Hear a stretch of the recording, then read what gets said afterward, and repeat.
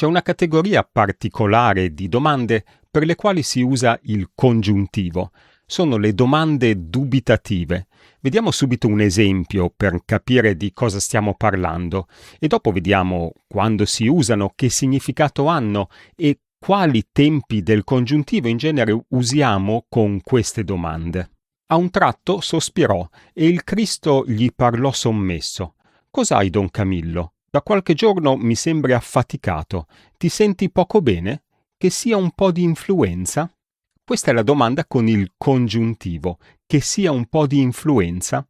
Congiuntivo presente in questo caso. Si usano soprattutto con il verbo essere e in genere, proprio come l'esempio che abbiamo appena visto, sono introdotte dalla congiunzione che.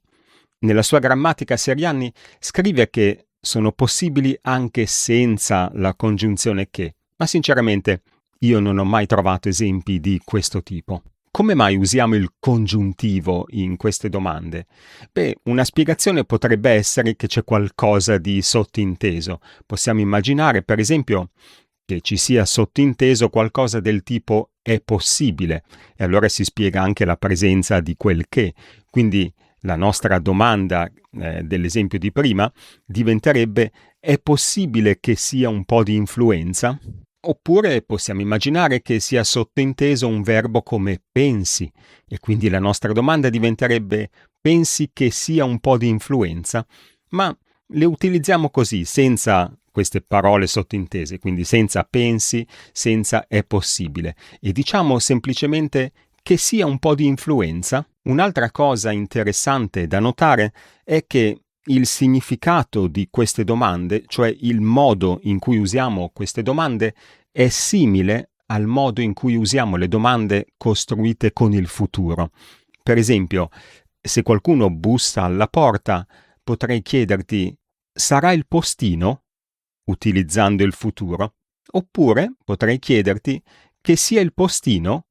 Utilizzando il congiuntivo.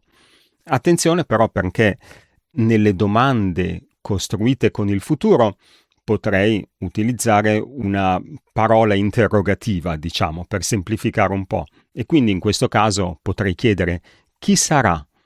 Ma questo non è possibile nelle domande formate con il congiuntivo, cioè non potrei chiedere che sia chi. Ecco, questa frase non sarebbe possibile, infatti non mi veniva. Per quanto riguarda i tempi del congiuntivo che si usano in queste frasi, i più comuni sono il presente e il passato, come leggiamo qui.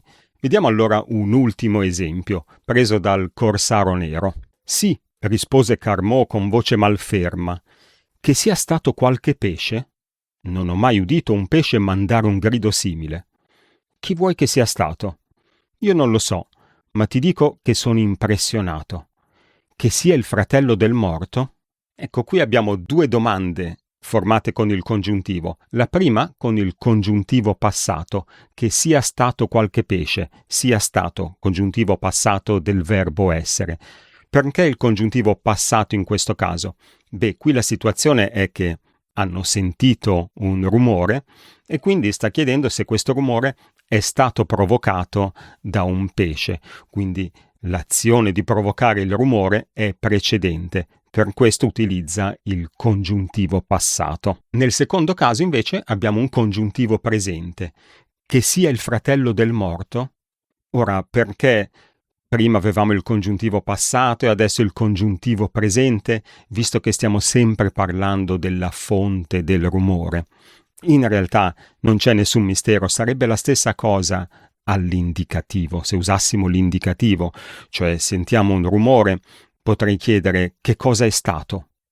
E poi potrei aggiungere: è il fratello del morto? Sarebbe la stessa cosa. O forse è il fratello del morto? Oppure forse è stato un pesce?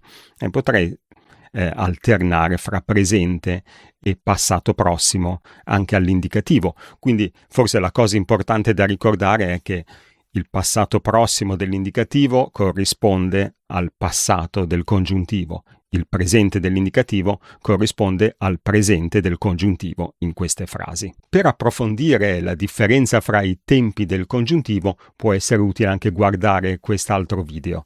Grazie per avermi seguito in questo video più breve del solito e ci vediamo nel prossimo video. Ciao!